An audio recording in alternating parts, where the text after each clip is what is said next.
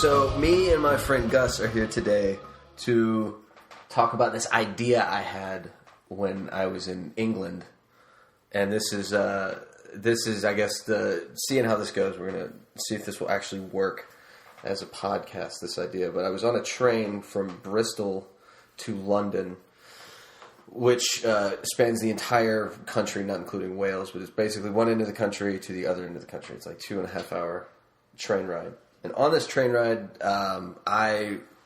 people kept sitting next to me and getting off and sitting next to me, and then getting off and going about their day. And I just thought, like, you know, I was taking the trip for reasons that we won't get into now. But I was wondering why people would, you know, suddenly decide to go on a trip. Or most of these people are probably business people, yada yada yada. So I had the idea of, as these people would sit next to me, start talking to them and recording the conversations about what would they do if they could only do one more thing.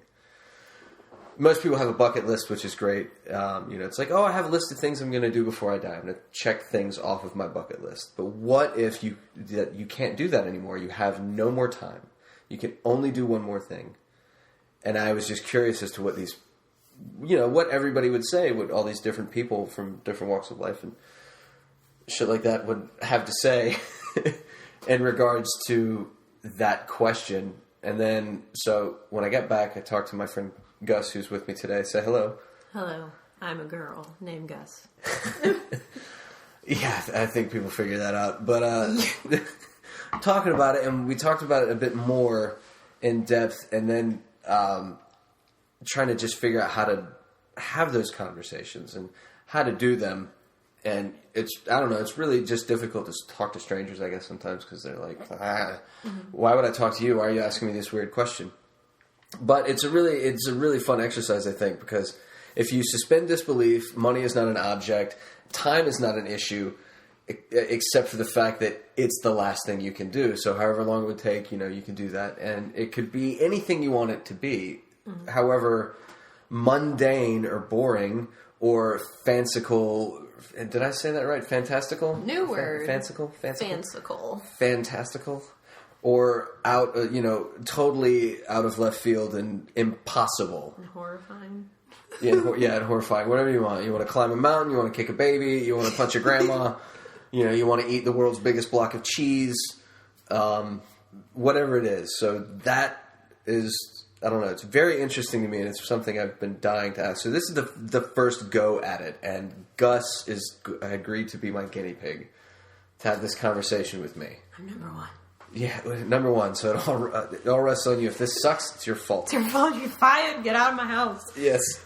So I pose to you the one question. What is the last thing you would do? What is on your bucket list? The end-all, be-all, number one. If I can only do one more thing, this is it. And what is it and why? That's a big fucking question. It is. And we've talked about this this is not new to you. You've had plenty of time to think about this. I do have an answer. And it's probably a lame one. Okay. Very mushy. But I guess a little bit of backstory is I have a very good memory. Okay. Specifically when it comes to people and how I interact with them. Yeah. And a lot of the times throughout my life, I've creeped people out by I haven't seen them in 12 fucking years. And they'll be like, this person, we had this conversation. And they'll I have had people back away from me oh my god, this crazy person. But anyway, I don't want to do anything that causes explosions or mayhem or anything like that. But what I do want to do is, without creeping people out, get in contact with people throughout my life that have done, that I feel have made a very positive impact on me. Yeah. Even if it's just this small shit matters to me. And just, tell them what it did for me. Yeah. And have them not be creeped out. By someone saying, hey, when I was in elementary school, you stuck up for me. Or something like that, and have it not be creepy. Yeah. Because I feel I thank people all the time but I never get to say what I like really want to say. Yeah. Because it's maybe I'm also afraid it will be creepy. You know? Well, I mean, like, are you gonna make him wear a ball gag or something? Why is it creepy? No, but it's just maybe I'm more emotional than most people. I don't know, or I notice things more about people, and I remember things more, I think, than the general populace. And so I feel like it may come across weird as like telling someone something like you acting this way or, you know, doing something. And I'm talking like little things. There was this guy. I'll tell you the story. Can I tell you the story of this guy that I freaked out? Please. Okay. So I pretty much dealt with bullying from the moment I started going to school to when I left school. Okay. Like 100% all the time. And my 7th grade year, I had no friends at all. Like 0, none. Wow. And there was this transfer student, and I will just call him Aaron. I still remember his last name. Yeah. But we both really clicked. I guess we both kind of came from the same sort of background. We both read a lot. We were both kind of the quiet, artsy kids. Yeah. And we would ride the bus together, and he was like the only person that talked to me, like, and didn't scream at me, because I had people that would scream at me. Like, I had a group of boys that would like surround me at my locker and scream at me every day after lunch. It was like, awesome. Just like, ah! Yeah. Okay. But, and you realize years later it's because they had a crush on you. Probably. Yeah. I don't know. Doesn't really translate well. Screaming. Yeah, don't scream at a girl to get her to like you. Yeah. Unless she's into that. There'll be a link in the description below. But just that really had an impact on me, because he didn't treat me like I was weird. He didn't talk about the clothes I was wearing. He didn't, like, we actually talked about books. And he was just, it's not like he went out of his way. We didn't become best friends or anything like that. I mean, he left the school pretty quickly because he was a very gifted kid and went to his math and science school. Yeah. But I saw him, Jesus Christ, it was like maybe 13 years later. Wow. And I remember him specifically because he has one of those people that has a patch of white in their hair. Like Ringo. Yeah. And I came up to him and I was like, "You're Aaron, blah, blah, blah, insert here." And I somehow brought up that we had this conversation about his last name being French and mine was Swedish. And I brought that up. And, like, our conversation of us talking on the bus. I mean, this is what I'm saying, stuff I remember. Like, it is like a video playing in my brain that I just file away and then pull out whenever. And hit play. Yeah. And he, like, I was so excited because I was like, wow, you know, you really helped me out, because just someone talking to me in a positive way was so much of an impact back then. And he just looked at me like I was like this crazy person, like kind of sidestepped, like, I'm going to go over here now, nice seeing you, goodbye, ah! You know, and like ran off. Because I mean, that's what I'm saying, and like I think it comes on very strong. Yeah. In a way. So, I mean, there are a good many people that I would really like to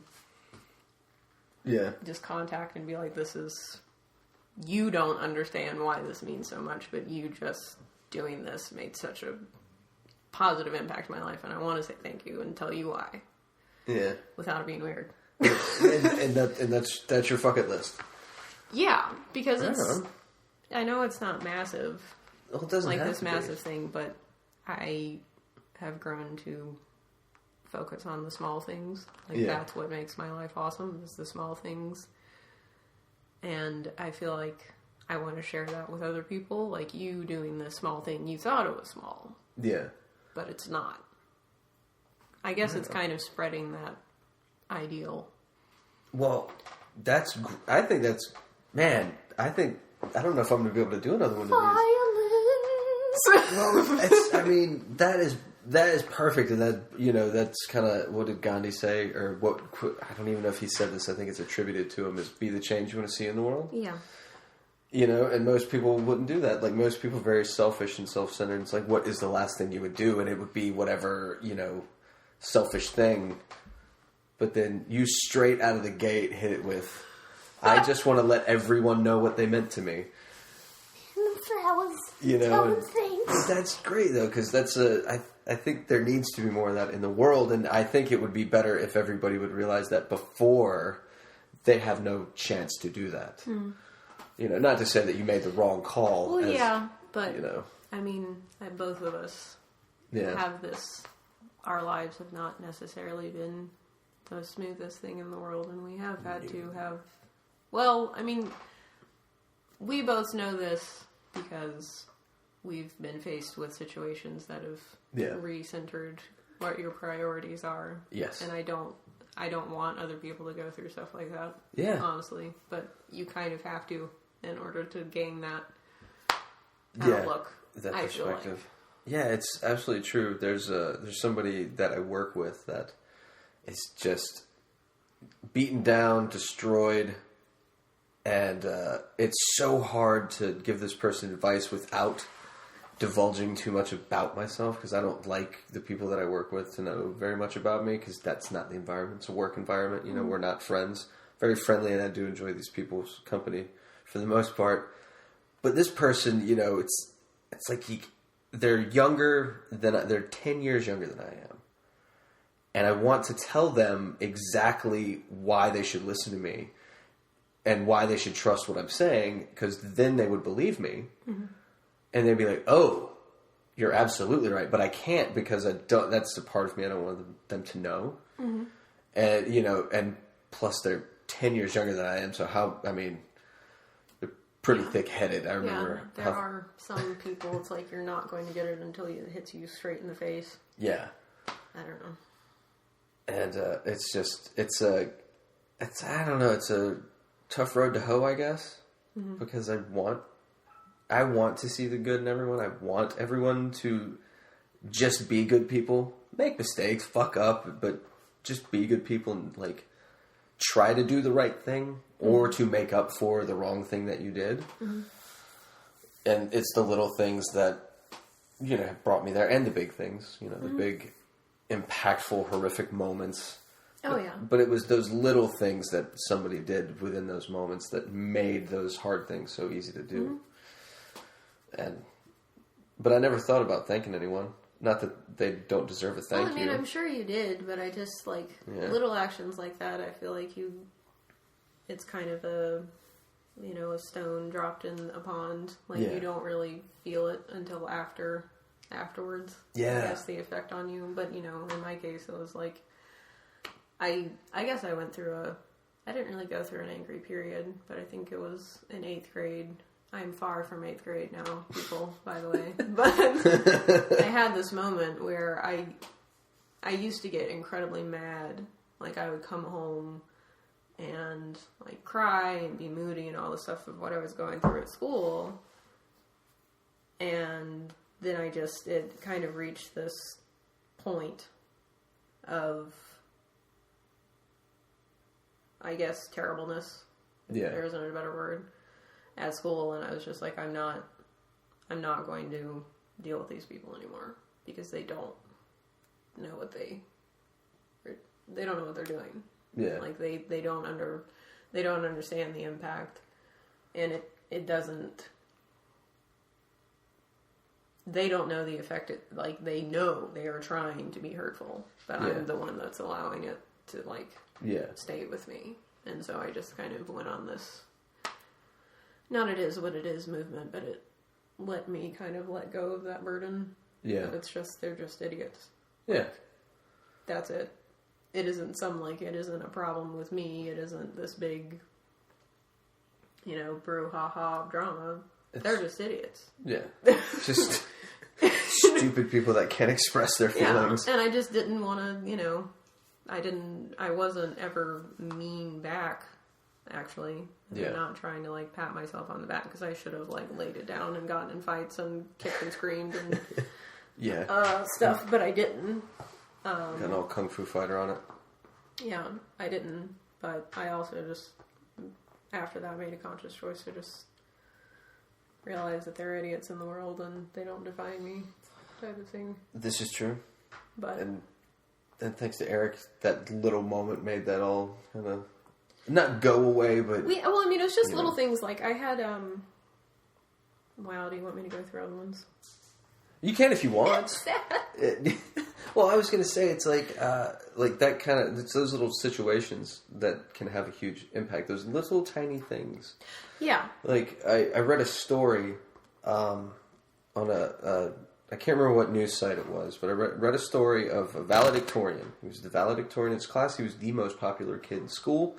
And he went up to give his speech, and he started the speech thanking his best friend, who he met in 9th grade, freshman year. And his best friend was captain of the football team, also very popular, very athletic, very outgoing. Whereas he was always kind of shy and reserved until he was brought out of his shell. But the day he met the guy who became his best friend, he was going home to kill himself. He had a gun in his backpack, and he was going to go home and he was going to blow his head off. Because he had no friends, he was so depressed, he was picked on and ridiculed all the time. And in that one little moment, this guy who saw him and just asked him to hang out. Changed his life forever. Yeah, and I've seen that happen, because after like that moment in 8th grade, that's when I really was like, I'm not going to just keep being angry. I'm going to try and actively, talk to other people that are in the same situation that I'm in. Yeah. That kids that would get bullied, and then in my my very diplomatic way, try to talk to the bulliers. Yeah. And like explain to them like why you shouldn't do this and this sort of thing. It was I guess it was probably really ridiculous to see, but I started confronting people on buses and that sort of thing. I guess like I got this little like weirdo warrior side. It's like, this is why you should, I'd sit people down and be like, this is why you shouldn't pick on him and this, and they were just like, yeah, because they're kids. Fuck off, and that's you're not going to tell me what to do. What do you know? Yeah, type of thing. Yeah, it's just, but not everybody has the luxury of being wise beyond their years so young. Yeah. I don't know if it's that. It's just kind of having to deal with a lot. Yeah. And then not letting that... Because it can go both ways. You can just become an angry asshole. Yeah. Or you cannot. There isn't, Yeah, there's a fine line. And, oh, man, it could go either way. I've had my moments on both sides of it. Mm-hmm. And ultimately, I'm just, in situations like that when I was growing up, I eventually was just like, screw it. Mm-hmm. Like, I don't care either way. And eventually I became invisible. Mm-hmm. And nobody... I don't know. I just became a non-entity even when I started figuring out who I was. And I know people can't see me, but I'm heavily tattooed. Mm-hmm. And have been for a very, very long time. And even when I was in school, I was getting tattooed, which is why it's illegal to be tattooed before you're 18. There's a fucking reason for that. Listen to your parents. Trust me. you're gonna spend the next couple of years getting that shit covered up with stuff that's better. Mm-hmm. But so even when I started doing that, at that point I had just disappeared so much that people didn't even take notice, and I thought it was great. Mm-hmm. Because I had my separate life, my personal life, and then my school life, and I've always clung to that ever since. I like those separations, Yeah. And that was the way I went. But there definitely were moments in there where it was like, this will not stand. Mm-hmm. And I'm either going to tell you why, or we're going to get in a fight, which I always try to avoid that one. Even fights I could win, I would always try to talk my way out of, because what's the point, really? Mm-hmm. But, when you can't talk your way out of it, kick ass. But but then most of the time it was not arguments worth having, or, conflicts worth being involved in, even when they were directly directed at me. Yeah, because it was just stupid teenager shit. Yeah, like some kid looking at me going, "You got long hair, you're a faggot." I'm like, okay. Like, just because you said it doesn't make it true. Go ahead, tell everyone. I don't care. Whatever, dude. It matters not. Yeah. Like, I am or I'm not. I don't care either way what you think. And, oh man, actually, one of the kids that when I was in school that called me faggot the most. It's now that gay marriage is illegal, he is happily married. And I bullshit you not, he and his husband, they're in the process of adopting.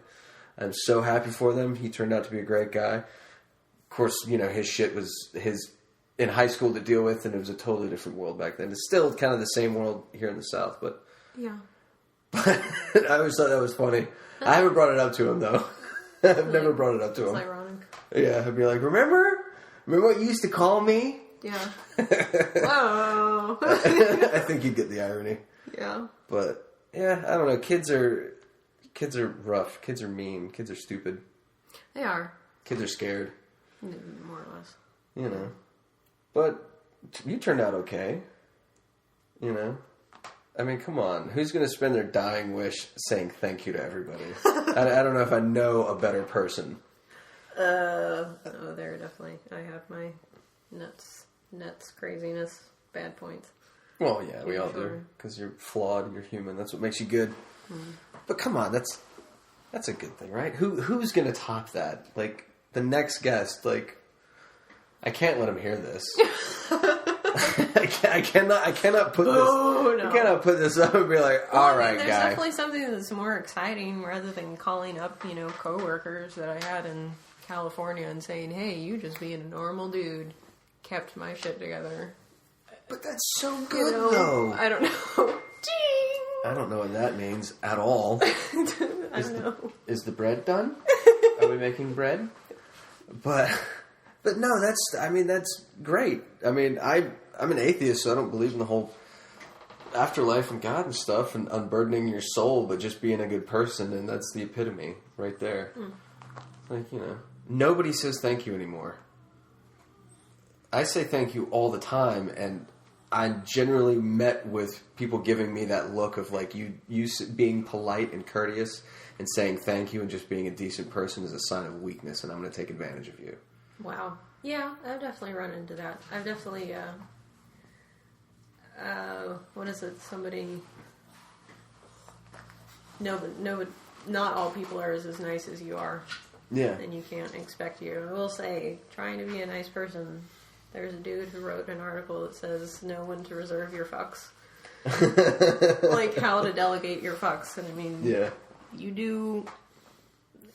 In life in general, no matter where you live, you do have to be careful with who you interact with and how much toxicity you allow in your life. And sometimes you do have to drop the hammer and be like, hey, some things just can't, some people aren't going to listen to reason or kindness or anything like that. Yeah.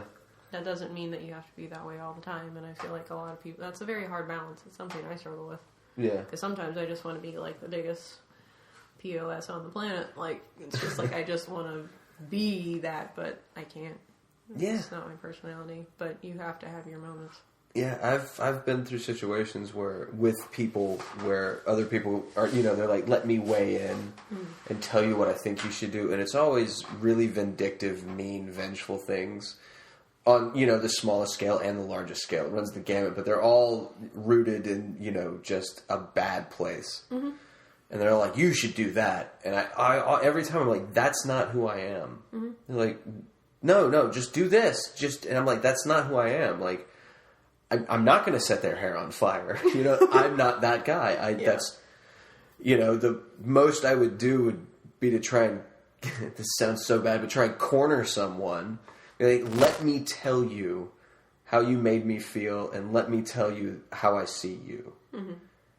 But there's a good chance they won't absorb that. Exactly. So it's kind of a pointless effort, but that's the extent of my confrontation nowadays, because most of it is pointless. Mm-hmm. When it's not pointless, though, when there is a purpose and there is change to be made from confrontation, I'm absolutely both feet in. Mm-hmm. Head, feet first. There we go. Is that the one, feet first? Head first? I'm in 100%. Doesn't matter which body part goes in first. Just hold yourself together and go all the way. Feet in, head first. And but 99% of it is not worth the conflict. It's just drama to have something to focus on because you don't want to deal with something else. You know, but I don't know. I'd probably spend my I don't know if I'd spend my dying wish telling everybody thank you, because I try to thank people immediately or just let them know. You know, not as I see fit, but just, you know, if I'm thinking about somebody, let them know I'm thinking about them. Let them know why. You know, I've texted you. I'm like, hey, I'm thinking about you. Just, you know, you all right? What's up? You know, because you're important to me. And I want to make sure you're okay. And you haven't killed someone that didn't need a killing. Yeah. If they need a killing, kill them. Yeah. You know. Like, well, I mean, I feel like the thing is I do thank people all the time, but sometimes it's just like, you know, when somebody says something crappy to you and then your reply isn't formulated until like a day later. Yeah. And I feel like the stuff I'd want to say would be really personal and like opening up my life to them. So it's not something I can just be like, you know, thanks for doing that, man, rather than saying, oh, you know, like, I was at a really low period and here's why and this is why, how your interaction with me lifted me up. You know, I mean, like, that's the type of stuff that in a normal situation would be creepy. Yeah. They're like, wow, too personal, got weird. Yeah, let me open my soul to you. Because unfortunately, I am, and I say this unfortunately because I feel like I need to be better at, like, again, reserving my fucks. But I tend to be incredibly open with people about my life. And not like I'm throwing it on them like, oh, this is my day, and blah. Yeah. But if somebody asks me a question, I'll just throw it down. Like, I don't have any off topics. I don't have any, you know, we're not going to talk about sex. We're not going to talk about blah, blah, blah. Yeah. And I also read people incredibly well, which gets, I don't know, I've gotten into a lot of conversations with just general strangers, and you end up knowing a lot about their life. Yeah. And that doesn't bother me, because people are people, and everybody's multifaceted and has gone through For the record, I've never asked Gus to give me her take on me, because I'm not stupid. No,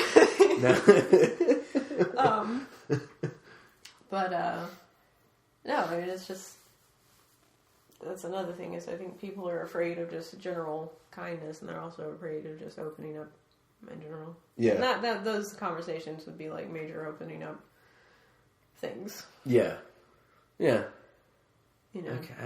I'm not good with those conversations. We have them, but we're friends. Like, our friendship has grown over. We're a no judgment zone. Yes. Say whatever you want. No judging here, which is great. But you know, not everybody has the luxury of those people in their lives. But I generally don't want people to know anything about me, except the, you know, select few, and, you know, like, you know, I trust you implicitly, and, you know, there's a handful of other people in my life that I know so much about me, and that is great. But I like that small, but generally it's like, I will let you know everything, or I don't want you to know anything. And I guess there's part of me that's like, well, that's no way to live, because then in those little moments when somebody that is on the peripheral of your life that does something that has such a huge impact, then how do you go to that person who probably thinks they mean nothing to you because they know nothing about you? This is just me. How do you go and tell them how much they meant? Yeah, well, that's my problem. Yeah. You know, because it just be exactly little tiniest things, and you're like, this is, you know, I'm not saying it changed my life, but it helped. Yeah. Which is incredibly important. I think people don't know, like, and I know they make, like, memes about this and inspirational posters and blah, blah, blah. Like the little cat hanging there. Yeah. You know, but when you're dealing with other people, your actions do affect them, and even if you don't know that they do, it does. Like, yeah. And that goes both ways. Like, as you said about that guy doing the speech, the valedictorian speech, you know, just a person saying, hey, dude, what's up? You know, even helping somebody, you know, pick something up, or being an ass on the road, you know? that really it just keeps going and keeps extending. Yeah. Yeah. But I don't think I'd have it in me to do the go through the Rolodex. That's how fucking old I am. I just said Rolodex. Hey, I know what Rolodex is. I know. and call them up. I'd kind of, but plus I've always kind of had a sense of immediacy about things, just from experiences of like, this could be over at any moment. Mm-hmm. And this hypothetical does not exist. No, there's very few cases of anyone being able to go, oh, I've got a week left. Mm-hmm. All right, let's wrap this up with a neat little bow. Nobody has that opportunity. So I kind of always want to just do little things for the people I care about. Like my sister and my brother-in-law, they no longer have a record player. And records are a huge part of their life, just like mine. Me and my older sister, we grew up collecting together and have always loved vinyl. And I love vinyl. Mm-hmm. But they no longer have a record player. And they haven't for a couple of years, and they haven't had the opportunity to get one. Just life happens, so that has not been on their priority list. So and I knew that, and when I was overseas, I found a bunch of old original pressing two-tone singles from the two-tone label, like Bad Manners, The Selector, The Specials, all these bands that they love, that I know they would love to hear. These are original pressing 45s, and I brought them back to them, and I was like, look what I got you. And they're like, oh, this is great. And I'm like, put them on the record player, and then they're like, we don't have a record player.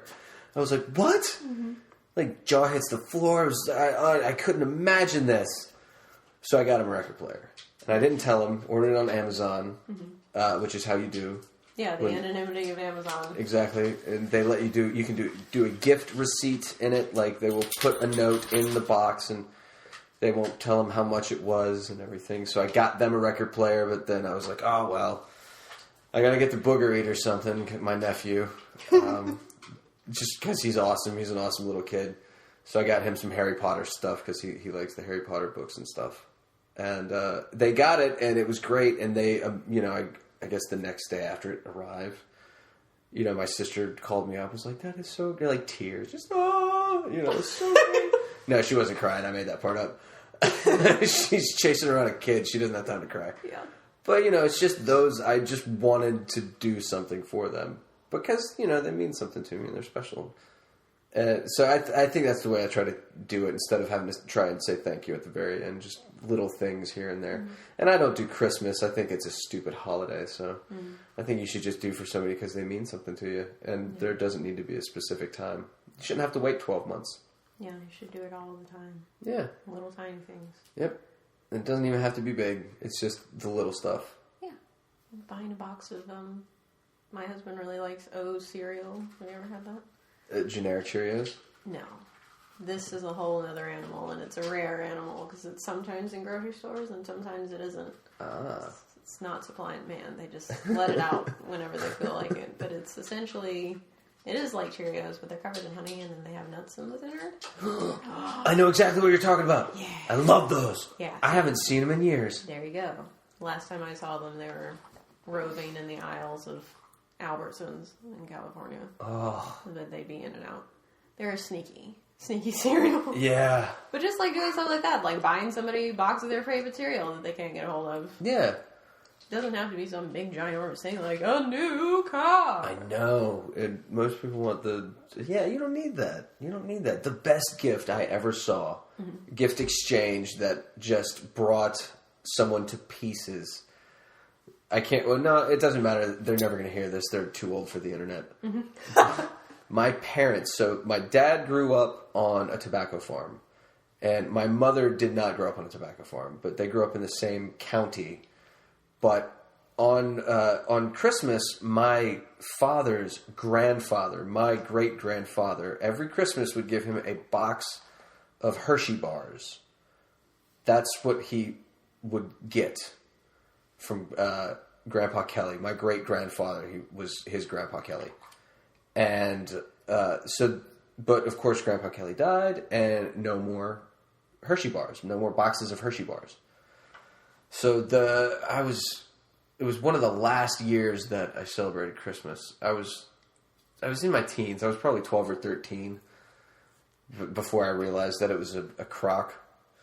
And by the way, I don't push this on anyone in my family. They're very understanding, and I do for my nephew because there's no way I'm going to push my beliefs on a child. Mm-hmm. He'll figure it out one day. So, sad truth. Yeah. So anyway, but it was one of the last ones, and I remember it distinctly because we're doing gifts and everybody, and my dad my sister was like, "Oh, Dad, this one's for you." Hands it to my dad, and he's like, "Oh, what could it be?" And he opens it, and it doesn't say who it's from at all. And he opens it and immediately, rips the paper back and immediately starts crying. Wow. And this is my dad, who's like the toughest man on the planet.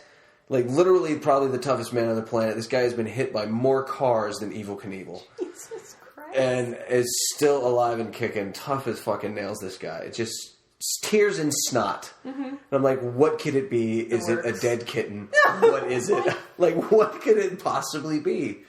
And we're like, what is it? And he holds up the box of Hershey bars. And we're all like, the fuck? Mm-hmm. Like, we didn't know you were diabetic. Why are you crying? Yeah. And then he told us the story. And, the whole time my mom is crying as well because she had remembered that. Mm-hmm. And it was that little thing that she remembered and was like, I'm going to do that for my husband this year. And I'm going to get him just a box of Hershey bars. And it meant the world. And no gift has ever come close to topping that, ever. Mm-hmm. Ever. Like, I have handmade things for my father in my wood shop, and yes, he loves them, but I know they don't hold a candle to a box of Hershey bars. Mm-hmm. And they're not even that good. Hershey's isn't, those particular, they have the special dark. I think you should go for the special dark. That's just me, but they were the regular ones, but hey, you like what you like. Mm-hmm. No accounting for taste with that old bag of bones. Yeah. But, it's those little moments, and, of course they've been married for eons at that point, so of course she was going to get it right eventually. Mm-hmm. Hopefully. Hopefully. Jesus. But yeah, I just wish more people would do that. Like, how hard is it to just one little tiny thing to go, I was thinking about you? Mm-hmm. You know? Mm-hmm. How hard is that? Yeah. But in my case, it would be like, I did have the thank you conversations, but this would be like years afterwards. Like, yeah. Which is why it's creepy. Yeah, because I remember so much. And just be like, this is blah, blah, blah, blah, like, I'm the type of person, and I have done this actually with a previous coworker, where I notice things about people so much. He was blonde. Yeah. And I told him, I am probably the most, people are afraid of working with me. But we were on a very good working relationship and stuff. And I just walked in one day and was like, your hair turns darker. When, since you've been out in the sun so much. And he was just like, what? It's just like these things, I notice about people. And they're incredibly important things to me. Not that his hair was incredibly important to me, but just that's the type of stuff that I remember about people. And that's... Now I gotta know. What? I gotta know. I gotta ask. What? Do me. Me next. Do me. Is this actually pointing me to this? No. But I was going to say, I tend to remember more than I should about people as well. Yeah. Like, I recently had a conversation with somebody I hadn't spoken to in over a decade, and I'm just, word vomiting everything that I remembered. Yeah, it's like this... Yeah. Like, you just took notes. You, had a picture of them, a doctor's tablet, and you're just writing all this stuff down. And, not even bullet points, but, really specific, tiny things. Yeah. That meant so much. And just because they tickled me or they made me laugh or I thought that was incredibly creative or funny, and just, I could not get all of it out fast enough. And then towards the end realizing I should probably have shut the fuck up 15 minutes prior. Mm-hmm. This person's like, okay. Yeah, so look at the time, I've got a thing. Yeah, I've got a thing. Run out the door. But I also get very excited with people that meant so much to me, getting to see them again or speak to them or reconnect in some way. And it's like, oh my god, I can't get so much to say, and it's mm-hmm. You let the crazy out in little bits, but sometimes the floodgates open. Yeah, and it's just yeah. And at the end, I'm like, what? You didn't know I was crazy? Come on. Yeah, exactly. You remember. I did have someone tell me, they were like, at least working with you, it's interesting because I never know what's going to come out of your mouth. Yeah. It's like, there you go. I don't know. I never really had that, I don't think. Gus and I used to work together. Mm-hmm. We don't anymore. Nope.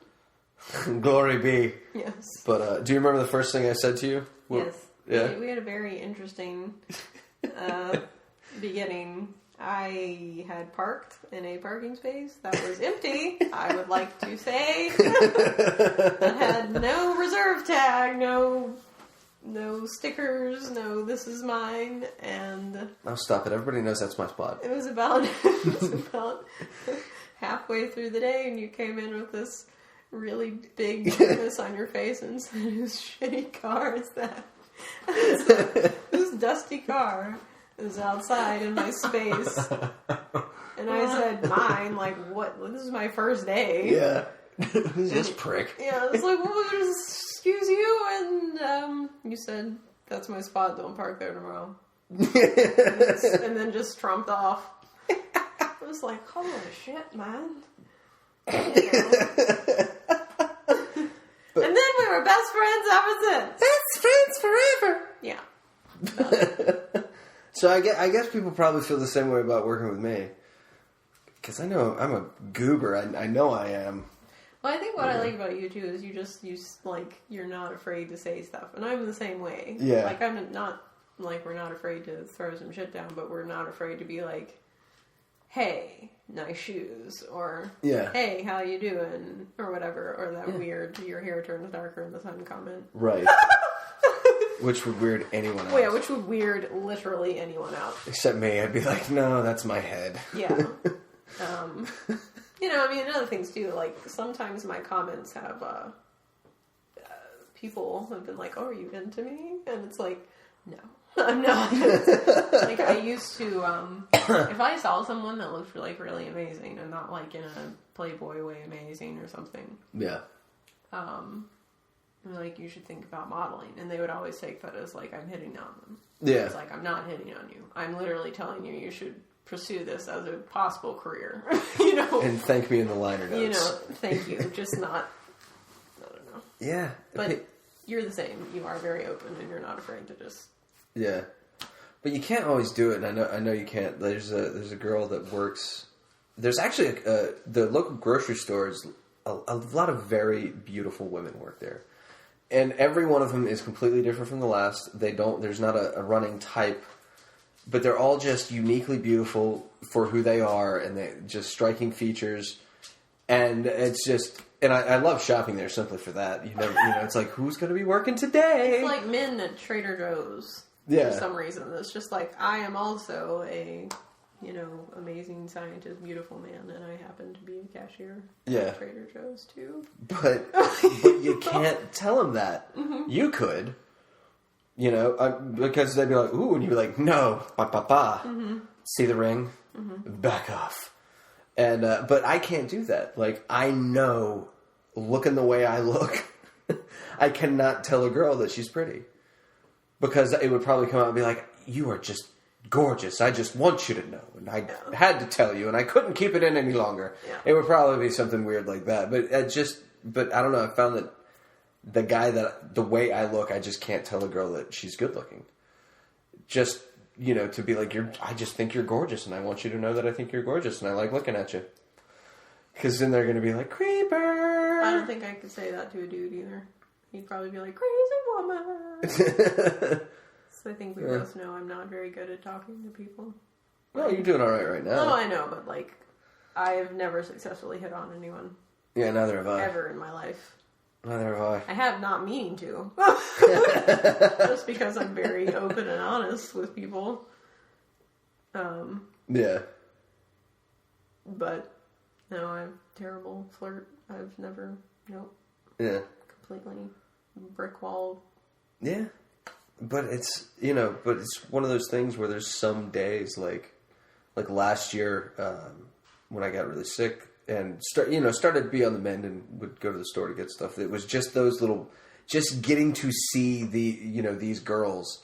Mm-hmm. And, they'll check me out, not check me out, but they will ring me up at the register to leave so as to not steal. And, I will talk to them and they will talk to me and we'll have, I'll usually try to make a joke. And most of the time they're very gracious and will laugh. Because I realize most of my jokes people don't get because I have a weird sense of humor.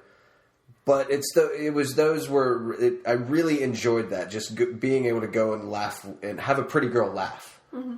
It's like I got to make somebody laugh, which made me feel really good. But you can't go and tell them that. You can't tell them that you think they're pretty, and not to hit on them. I'm not trying to hit on any of them because I'm sure that they're all like 20, 21 at the most, and I am not, and I don't have an interest in 20-year-olds. You're just letting you know. Yeah, and, but also can't go and tell them and be like, hey, remember last year when I looked like a corpse with skin pulled over it?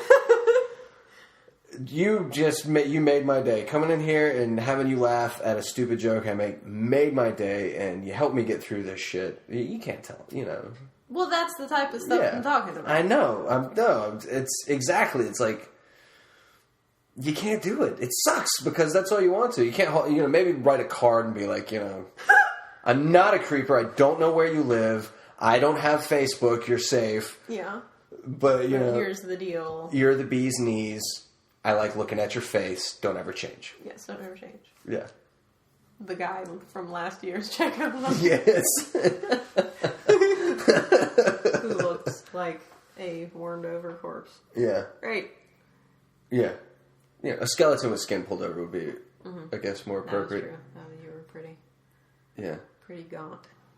Yeah. But I was so svelte. Yes. My cheekbones were amazing. No contouring here, ladies. It's all me. I looked like Robin Williams when he was trying to figure out the makeup for Mrs. Doubtfire and he had it pulled all back. Yeah, with the tapes, the strings. Yes. Doing the Barbara Streisand. I can't do it. Ow. Oh, that hurt. Is this a funny bone? It's not funny. It isn't funny. It's the sucky bone. It hurts. This would be the bone that lets you know you're still alive. Mm-hmm. That shockwave it sends through you. Holy crap on a cracker. Oh, my God. Well, I guess we've reached the end of this discussion. How do you think it went as far as this? And the fuck it list. I think it was fine. Yeah? I think it's a good list, honestly. And it turns into other conversations, which is good. People probably think I'm a giant mush sauce. Or that we're a giant mush.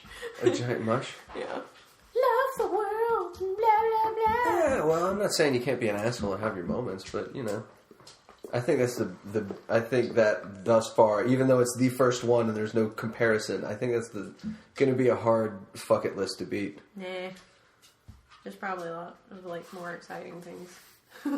Yeah, but would any of them be as fulfilling? I don't know. I guess it's for the individual to decide. Yeah. Be like that dude, I can't remember his freaking name because I'm sorry, dude, if you're listening to this, it's Eternally Ron from Harry Potter. I'm sorry. Rupert Grint. Rupert Grint, there you go. He randomly rents ice cream trucks and just gives people free ice cream. I know. How awesome is that? That is so cool. That would totally beat mine. Yeah, I mean, you're giving people instant yumminess. Yeah, diabetes, hypertension.